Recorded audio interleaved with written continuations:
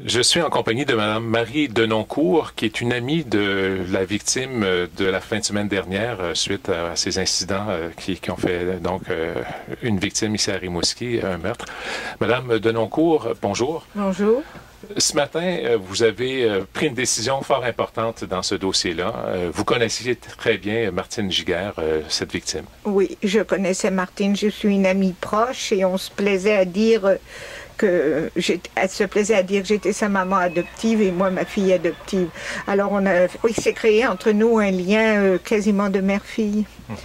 Vous avez vécu avec elle toutes sortes de drames au cours des dernières années et des drames que vous avez souvent dénoncés aussi. Au cours des derniers mois, parce que ça fait pas des années, moi je connais Martine, c'est fait plusieurs mois. Mais les drames, oui, sont au long des années, depuis 15 ans qu'elle subissait le martyre avec Paul Joyce.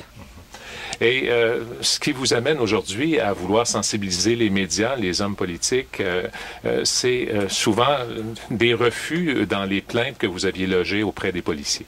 Oui, parce que les policiers nous ont répondu que c'était du civil, ça se passait sur la rue, ils ne pouvaient rien faire, ça prenait des injonctions, etc. Et tant qu'il n'avait pas fait de gestes vraiment dramatiques, eh bien, les policiers ne pouvaient pas bouger, qu'ils avaient pieds et mains liés, mais ce matin, on me dit des choses qu'ils auraient pu bouger. Et c'est ce qui m'a décidé, en plus, qui m'a confirmé qu'il fallait que je fasse des actions. Au fil du temps, vous avez remarqué que ces actions-là étaient peut-être posées par des proches de tenter de sensibiliser les policiers aux gestes de violence, mais les réponses n'étaient pas toujours là, comme vous le disiez. Non, les réponses ne sont pas là du tout. Alors, il y a eu des manques parce que c'est certain que si cet homme-là, quand Martine a appelé les policiers vendredi, après là encore la nuit et la journée d'harcèlement, qu'il l'aurait arrêté, Martine serait encore avec nous.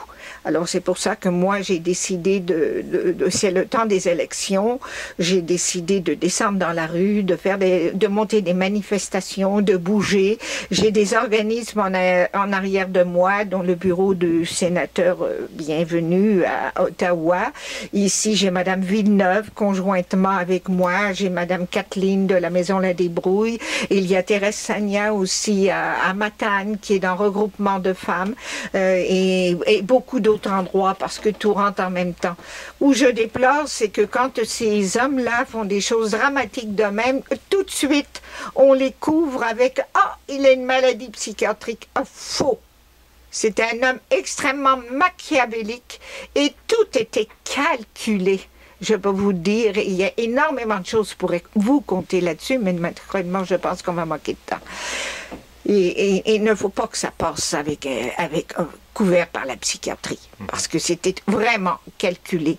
Alors moi, je fais un appel aux hommes dans la politique. Ce n'est pas, je ne prends pas part pour aucun parti politique, peu importe celui qui va rentrer, celui qui va passer. Je veux savoir qu'est-ce qu'ils vont faire pour la non-violence, pour arrêter cette violence faite aux femmes et aux enfants. C'est pour ça que je descends dans la rue. Il faut que ça cesse. Les statistiques, on ne veut plus en entendre parler. Il y en a marre des statistiques. Il faut que ça arrête. On ne veut plus que les femmes et les enfants soient décimés comme ça par des hommes qui sont des monstres. Et votre lutte dans ce dossier-là jusqu'à maintenant, c'est de tenter d'obtenir le plus d'appui possible au cours des prochains mois, des prochaines semaines surtout? Oui. Et je demande à tout le monde, à la population, moi je suis une dame de 69 ans. La vie a permis que je sois encore en santé, mais il y a d'autres femmes de mon âge et des hommes, parce que je généralise pas pour tous les hommes, descendons dans la rue, protégeons nos filles, nos petites filles, nos enfants, nos petits-enfants. Il faut faire quelque chose. Et nous, les vieux, les personnes âgées, on est à la retraite. Alors allons-y, en marchette. En n'importe quoi, dans les chaises roulantes, on est capable, tant qu'on a notre voix et notre cœur, c'est une affaire de cœur. Ici au Québec, on est un pays de cœur, monsieur. Alors montrons-le partout. Okay. On connaît évidemment le drame qui touche les proches de la victime. Les enfants surtout aussi sont à protéger dans ces cas-là. Oui. C'est d'ailleurs pourquoi je n'ai pas vraiment bougé tant que j'avais la garde des enfants ici.